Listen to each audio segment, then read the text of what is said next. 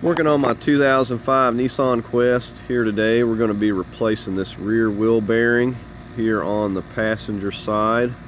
So we're going to go ahead and get started. Now you can on this one you can definitely tell where the noise was coming to, but there is another way that you can kind of confirm this sometime, and I'll show you that here shortly. Okay, so we got our front wheel chocked and we just got a 21mm here, and we're just going to go ahead and just slightly break these loose before we go to lifting this up.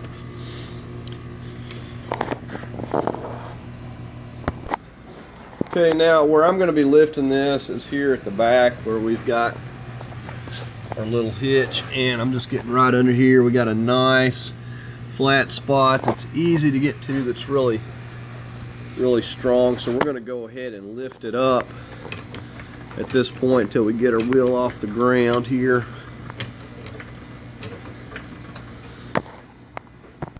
Okay, so I'm going to position a jack stand right here, and I'll just lower it down just a bit here onto this jack stand.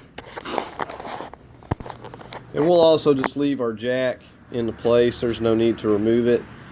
And we'll go ahead and just finish removing these lugs. And you'll notice that one of mine is messed up, and with this new hub assembly I'll have all new studs coming out of here, so that's a good thing. Okay, so we got all of our lugs there out, and we're going to go ahead and get this cover out of the way, and we're ready to remove our wheel. Okay, now the first thing I'm going to do is just remove this brake caliper. We come right back here, we've got this 14mm, and I'm just going to be using a ratchet wrench to remove this. Now you may need a cheater pipe. These may be pretty snug. Now we also got one right down here on the bottom that we're going to need to get broken loose. And so they may be pretty stubborn, so you may need to get a cheater pipe or something, just depending on how stuck they are. We're just going to go ahead and get that one and that top one right there first. Okay, so I'm just working on getting this bottom one here loose. Now these look a little bit different, so don't mix up which one goes where. And it'll want to hit right there, but once we get this top one loose, we'll be able to wiggle it out of there. And it's a good time to check, so we need to clean these off and put some new grease and stuff on there. But that's our top one there, and we'll see if we can wiggle this bottom out now.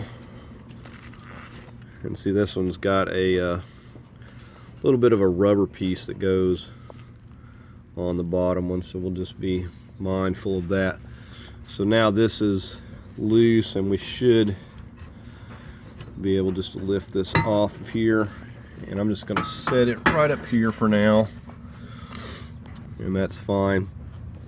Now we got our brake pads. These actually don't look too bad to me, so we're going to need to get these out of the way. Now let's go ahead and work on getting our back one out. We'll just set these aside. Okay, now I was going to show you, sometimes if you can hear where it's coming from, you can kind of narrow down where the bad wheel bearing is. Like, you clearly tell it was coming from the back. I thought it was coming from this side, but if we spin this, just want you to listen to that. We shouldn't be hearing anything. We don't have the brake pads on. We shouldn't be hearing this thing hit or rub against anything here. I don't know if you can hear that, but it's really noticeable. We shouldn't be hearing anything there. So that clearly tells us that this wheel bearing is bad. Now, of course, A lot of times you want to replace these in pairs, so you'd want to go ahead and do the other side shortly. So but it's up to you. But we're going to go ahead now and get back here. We got to remove this bracket, and these are going to be pretty tight, so we'll probably be using a cheater pipe to get these broken loose. Okay, so I've got a 3/4 wrench that's fitting nice and snug on here, and you could use a socket if you wish. What I'm actually using in this case is just my heavy rubber mallet, and I'm just hitting it like this. I'm holding it with one hand, holding the wrench a little bit, and just whacking it with this and breaking this loose. I could rig up a cheater pipe, but there's not a lot of room in here, so I'm just going to do it this way because these are pretty tight. Okay, now I'm just on the bottom here, and I'm just doing the same thing, just hitting it with this. I have to hold it with one hand, but to keep my wrench from flying off, but you can see that it's coming pretty easily with this. I've broken loose some pretty stubborn bolts with this method. So there, we got that loose, and we got this top one here loose. Said 3/4 on these, and there is that one, and here's this one. I want to get a hand on this as I'm taking this off so it just doesn't fall and fly off here, but then we'll have this completely removed. Okay, and so there's that off and out of the way, and we'll just set that aside. It's a good time to clean some of this up where your brake pads are sitting while you're at it. So now we're going to go ahead and see about getting our rotor off here. And this rotor's not too terrible. Got a little bit of a lip. Okay, so we've just took some penetrating oil and sprayed around our little studs and around this area. We're just going to let that soak for a minute there, and we're fixing to work on getting this off. Okay, after letting that soak for a minute, I'll show you what I wind up doing here. Sometimes what it is these pads, or these parking pads, stuff will want to stick a little bit, and they develop a lip, and they can be really stubborn. So I've got my big sledge here, and what I did was just got back behind here in this area right here where this is clear, and I just started kind of turning it and hitting it from back here. I gave it some good, took about 3 or 4 good whacks. Tried my shot filled mallet, it wasn't cutting it, so that's what I did. Didn't break anything, and it's ready to come off of here.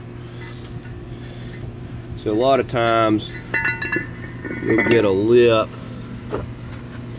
if you can see right in here. This has got like a little bit of a lip, and it likes to catch, and then sometimes it just rusts onto these. So sometimes they can be stubborn and you think they ain't gonna come off, but you just spray a little penetrating oil and hit it a few times. And these pads don't just look horrible. I mean, they're not in the best of shape, but they're still doing the job here. So we're not gonna mess with them at this time. So anyways, now that we got that out of the way, we're going to continue on here, and I'm turning this, and I can really feel with that rotor off, I can really feel the resistance in this thing. I mean, it's really difficult to turn. So we're going to go ahead and get this stuff out of our way here and continue on. Okay, so we're coming back here to the back side. That is our ABS. We got a 12mm right there. We're going to go ahead and get us a socket on there and get that removed. And don't just get crazy with it, kind of wiggle it out of there, put some lubricant if you have to, and gently get that out. Okay, so I'm just working that 12 millimeter out.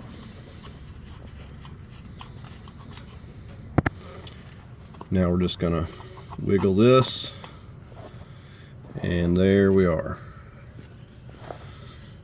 And we'll just set that aside where it'll be safe for now. And now we're gonna get on the bolts down here. We've got 4 of these here, these 17 millimeters, and these are going to be probably pretty snug, and we're just going to get those broken loose. I'm going to try to get in here with a ratchet, and we'll see if I need my cheater bar or not, but we got to get those 4 there broken loose. Okay, this is the last one here I'm breaking loose, and these have been all pretty easy. Just been able to, with this 1/2-inch ratchet, to get them, and they've all came without any difficulty, so we didn't have a lot of rust to deal with.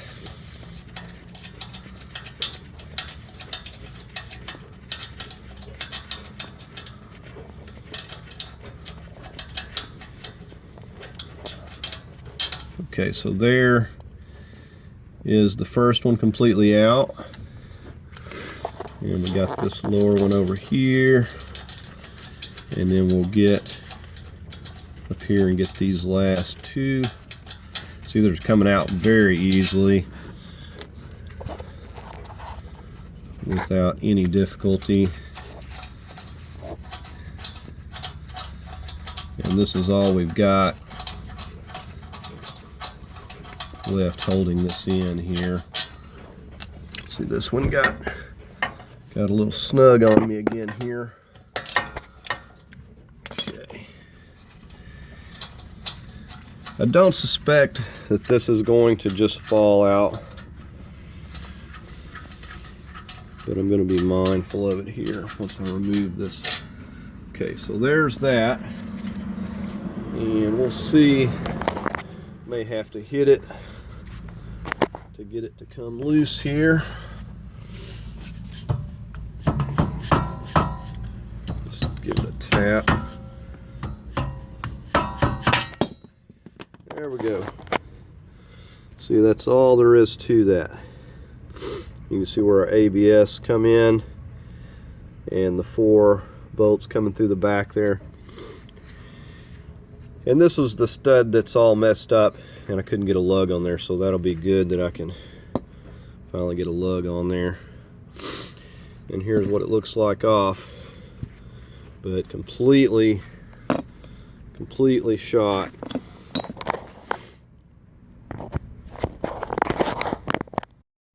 Okay, and here's our replacement.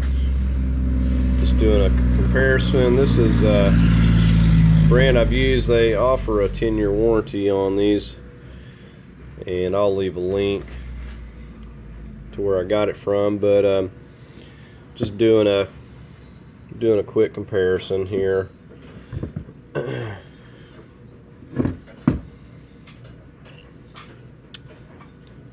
everything looks pretty good.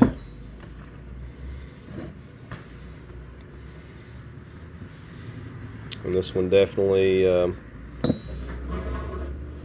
is nice and smooth.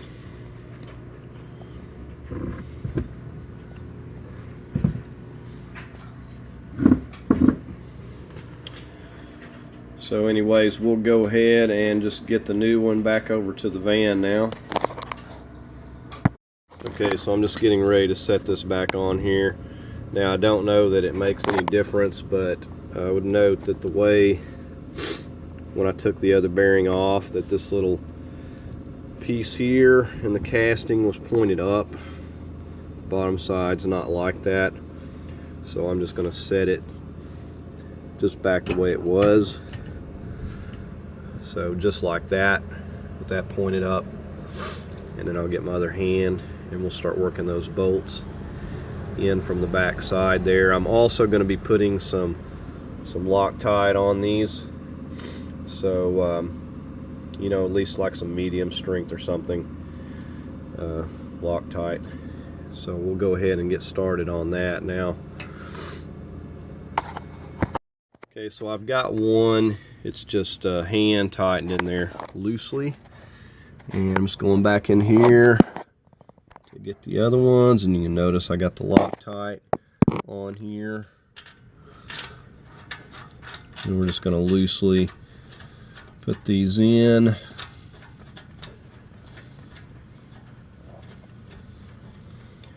I like to use Loctite, just kind of adds a little extra security because things sometimes like to vibrate loose.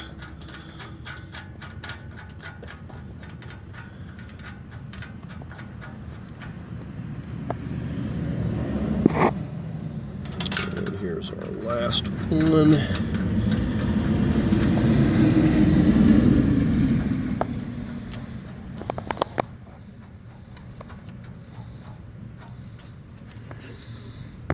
Okay, so I'm just snugging these down. Now, if we're going to be tightening these, it calls for 44 foot-pounds. If you don't have a torque wrench, just get them really good and tight. You know, take a good 1/2 inch ratchet and get it just as tight as you can get it. It's a pretty good size bolt. Just don't get too carried away, but get it really good and tight. So I'm going to go ahead and we'll get these torqued, and we'll work on replacing our ABS there. Okay, with those bolts good and tight, I've took and cleaned off this a little bit, got some of the mud and dirt, and we're going to go right back into here, push it right into place. We'll take our 12 millimeter,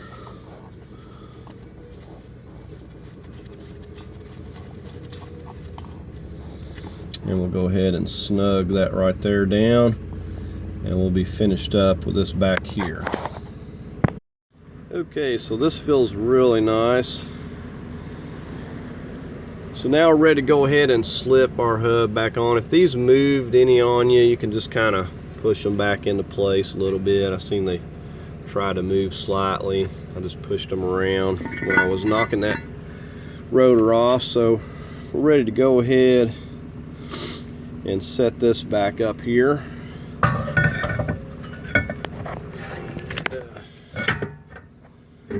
Goes on nice and smooth.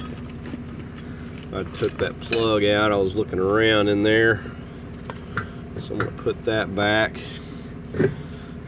So now we're ready to go ahead and get this caliper back on. We got our 2 bolts that go in the back, and we're going to get some Loctite on these as well. Okay, so now we're just going to take this and we're going to slide it right in back in here. Slides right in just like that, and back just like that, and we'll get our bolts started here now. You see we've got the top one, and we got some Loctite, and we're going to get down here, get our bottom one.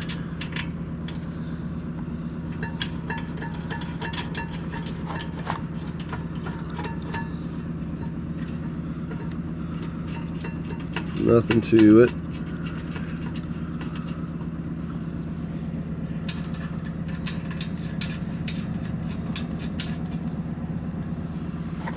Okay, now we'll go ahead and get these here torqued down.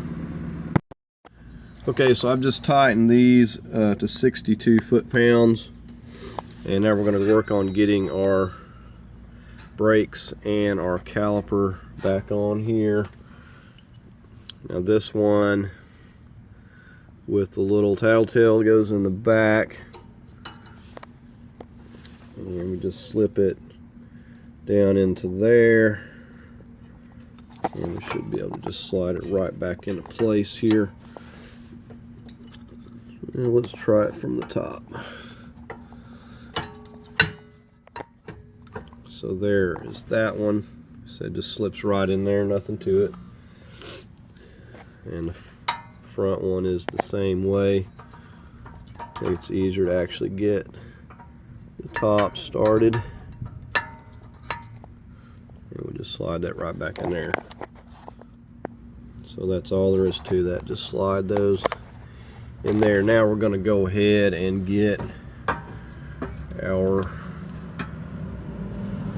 brake caliper piston over here, and it should just go right back into place if there wasn't a whole lot of movement. And now we'll just need to line up our pins. Now, what I was talking about earlier, I'm going to clean these up and put some new grease. You definitely want to do that. A lot of times you'll take them out if it hasn't been messed with, and they'll be rusty and no grease at all. So it's a good idea to do that every time you mess with it. Okay, so push your caliper into alignment slightly in front of the boots. So we're going to take the pin. We got some new grease, and the one without the little rubber tip is going into the top. It's actually probably easier to get this bottom one in because there's very little room. So we better go ahead and get it. And see the little rubber tip? It goes on the bottom. That's where we took it from. So we will work that one in first. So we have to make sure that we get it lined up, or it'll be hard to get the threads started there. Because you should be able to thread it, at least starting out. You should be able to thread it by hand. If not, you may have it cross threaded, so be very mindful of that. Okay, so we're just going to take got this ratchet wrench. We're going to just finish snugging these. Get the bottom one first.